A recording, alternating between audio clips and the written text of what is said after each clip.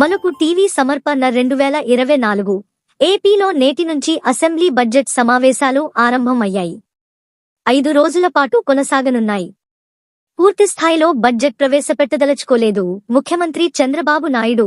ఉప ముఖ్యమంత్రి పవన్ కళ్యాణ్ సారథ్యంలోని తెలుగుదేశం జనసేన భారతీయ జనతా పార్టీ సంకీర్ణ కూటమి ప్రభుత్వం ఇప్పుడు కూడా ఓటాన్ అకౌంట్ బడ్జెట్ వైపే మొగ్గు చూపింది. 3 నెలల కాలానికి సంబంధించి బడ్జెట్ను ప్రవేశపెట్టనుంది. బడ్జెట్ ప్రతిపాదనలను ఆర్థిక శాఖ మంత్రి పయ్యావుల కేశవ్ సభకు సమర్పిస్తారు. రాష్ట్రంలో శాంతి భద్రతల అంశంపై చర్చించడానికి వైఎస్ఆర్ కాంగ్రెస్ పార్టీ పట్టుబట్టనుంది.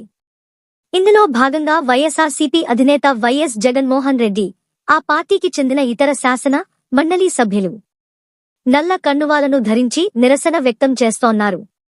ఉభయ సభల్లో ప్రదర్శించడానికి ప్లకార్డులను వాళ్లు వెంట తెచ్చుకున్నారు.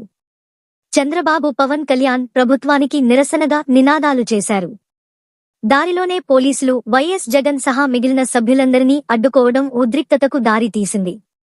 అసెంబ్లీ వైపు వెళ్లడానికి ప్రయత్నించిన జగన్ను పోలీసులు అడ్డుకున్నారు. ఆ సమయంలో తోపులాట చోటు చేసుకుంది. పోలీసులతో వాగ్యుద్ధం నెలకొంది. జగన్ సహా మిగిలిన వారిని పోలీసులు వెనక్కి నెట్టే ప్రయత్నానికి దిగడం వారిలో ఆగ్రహావేశాలకు కారణమైంది. దీనితో పోలీసుల తీరుపై జగన్ మండిపడ్డారు. తమ చేతుల్లో ఉన్న ప్లకార్డులను లాక్కుని చించిపడేసే హక్కు, అధికారం ఎవరు ఇచ్చారంటూ నిలదీశారు జగన్. మధుసూదన్ రావు గుర్తుపెట్టుకో అంటూ తనను అడ్డుకున్న పోలీసు అధికారిని ఉద్దేశించి హెచ్చరించారాయన. ఎల్లకాలం ఇదే మాదిరిగా ఉండదు.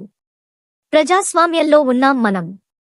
నీ టోపీ మీద ఉన్న సింహాలకు అర్థం ఏమిటో తెలుసా? అధికారంలో ఉన్నవాళ్లకు సెల్యూట్ కొట్టడం కాదు అంటూ జగన్ హితవు పలికారు. ప్రజాస్వామ్యాన్ని కాపాడటానికి పోలీసులు ఉన్నారని గుర్తు చేశారు.